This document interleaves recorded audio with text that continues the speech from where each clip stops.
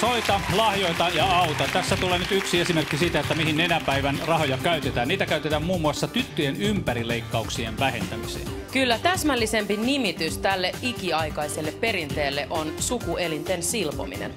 Maailmassa on 70 miljoonaa tyttöä ja naista, joille tämä tuskallinen toimenpide on tehty.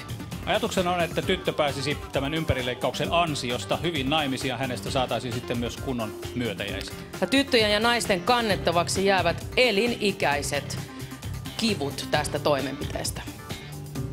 Mutta kaikki eivät tähän alistu. Niin, tässä kenialaisen maasaitytön Joycen tarina.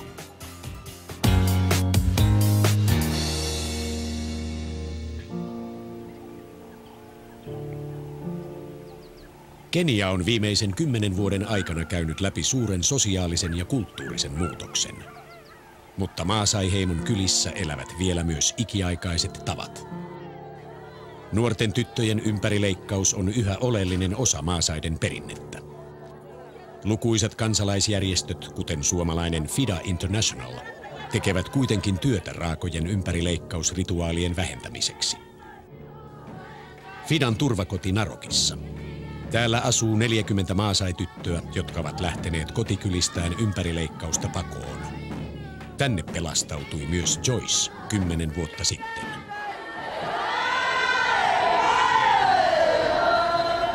By that time my sister was 12 years and it was really a bad thing that I would ever see in my life.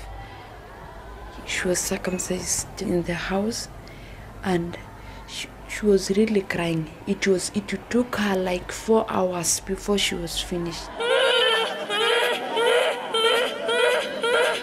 We all cried, even my mom was crying because of the way my sister was crying.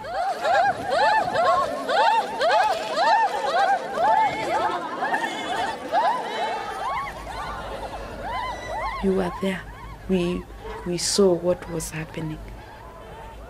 They cut the whole clitoris and the whole meat that is attached to it, and they press it to ensure that they will only feel the bones. And then after that, she was never harmed. She was never the same. She was insane after that. So from that experience, it gave me the strength even to escape. It was in the morning.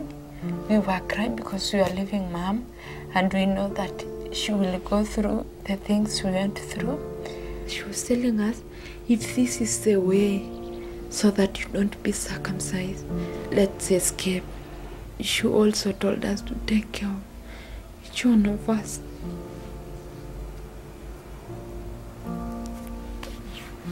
So in our hearts we accepted, but leaving each other was really difficult.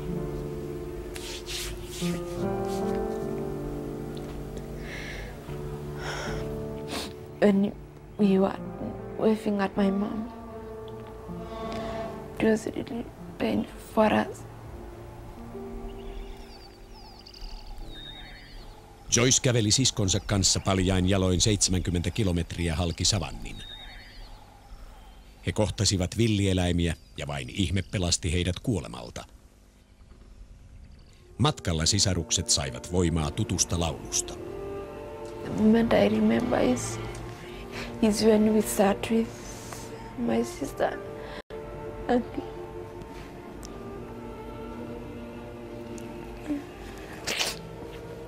she started singing the song. Oh God.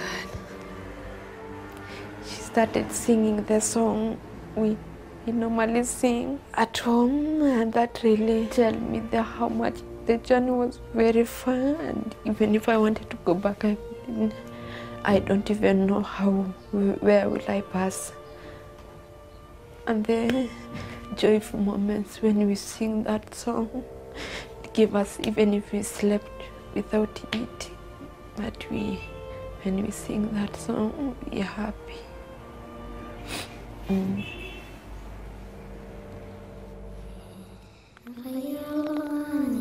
Get Taivas oli pimeä ja Joyce alkoi jo olla epätoivoinen. Viimein siskokset löysivät tiensä paikallisen pastorin luo. Hän kuljetti tytöt autolla osutua turvakotiin.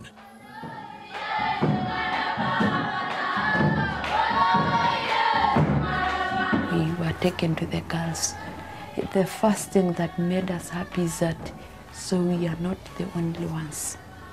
There are other girls who've escaped, who've left their families like us. Sinä voit auttaa Joycen kaltaisia urheita tyttöjä taistelussa pakotettua ympärileikkausta vastaan. Soita 0600 11 620. Soita nyt heti.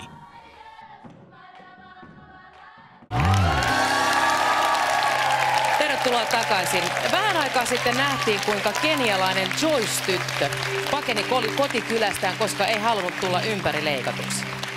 Tyttöjen sukuelinten silpominen on ikiaikainen ja todella vaikeasti kitkettävä perinne. Ja Joyce on yksi niitä harvoja tyttöjä, jotka ovat uskaltaneet nousta tätä julmaa traditiota vastaan. Kyllä, ja nyt näemme, miten Joycen kävi, kun hän vuosien jälkeen palasi takaisin kotikylään.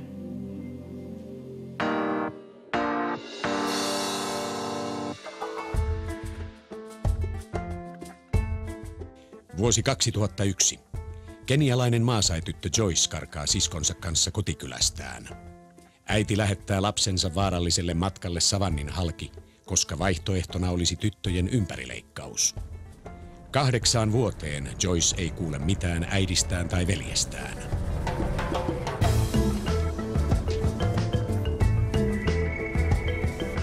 After I escaped 2001, I saw my mom after eight years.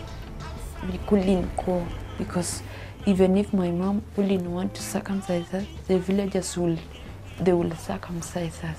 I was so bitter that I wanted to tell them in the face my life was not in their hands and that even if they didn't want me to have anything, now I have.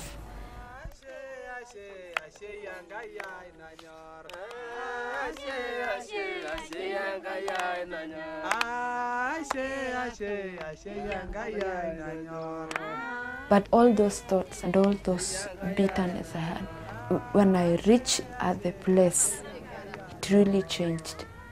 There was no reason for me not to forgive them. Yo ya no la seguro. Yeah.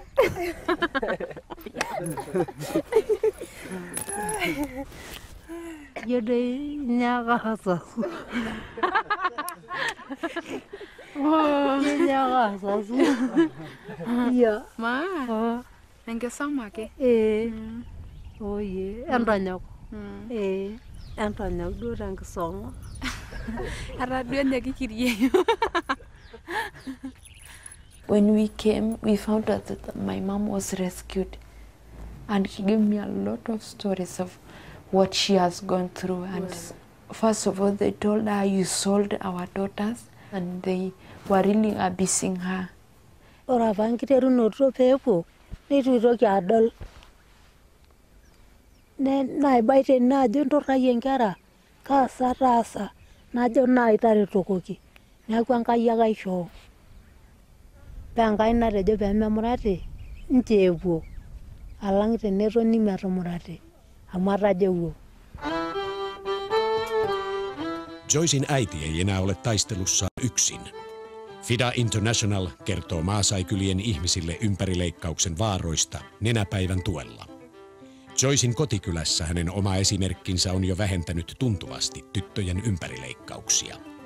Kyläpäällikkökin on nyt niitä vastaan.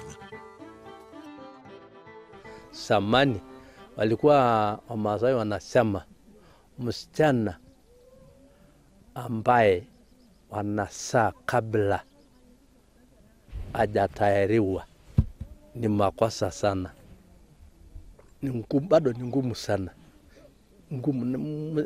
Mtu inaweza hata kumuua wewe, kueleza huwezi tahiriwa hii watoto yako, inaweza hata kumuua wewe. Kina Msere ndio example sasa wetu. Unaona hawa watoto wetu amesomeshwa, amemaliza masomo na hajafanya lolote. Ponnisteluista huolimatta tyttöjen ympärileikkauksia tehdään edelleen maasaikylissä. Vain murto-osalle tytöistä voidaan tarjota turvapaikkaa, joten valistus syvällä Kenian maaseudulla on elintärkeää. Joyce itsekin on tehnyt valistustyötä koulunkäynnin ohella. I would like to do trainings in school and even with women, because I know women, they are powerful and they are the changers of this world. If it was not for my courage, I couldn't be where I am. Sinä voit tukea Joycea ja hänen kaltaisiaan. Auta maasai-tyttöjä välttämään raaka ympärileikkaus. Soita 0600 11 620. Soita nyt.